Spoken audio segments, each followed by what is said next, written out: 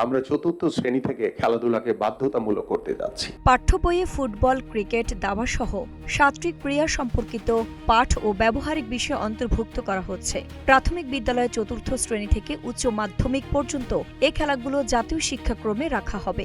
বুধবার শিক্ষা মন্ত্রণালয়ের মাধ্যমিক ও উচ্চ শিক্ষা বিভাগের এক চিঠি থেকে এ তথ্য জানা যায়। চিঠিটি জাতীয় শিক্ষাক্রম ও পাঠ্যপুস্তক বোর্ডের চেয়ারম্যানকে পাঠানো হয়েছে।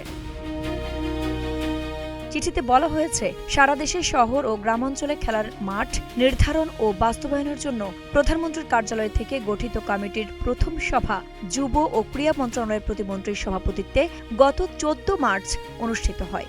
সভায় প্রাথমিক বিদ্যালয়ে চতুর্থ শ্রেণী থেকে ফুটবল, ক্রিকেট, দাবা, কারাতে বা ভলিবল, ব্যাডমিন্টন, অ্যাথলেটিক্স ও সাঁতারকে জাতীয় শিক্ষাক্রমে অন্তর্ভুক্ত করার প্রয়োজনীয় নির্দেশনা দেওয়া হয়েছে।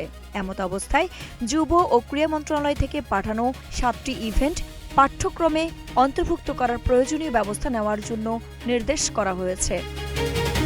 আইরিন হাসান, নাগরিক প্রতিদিন।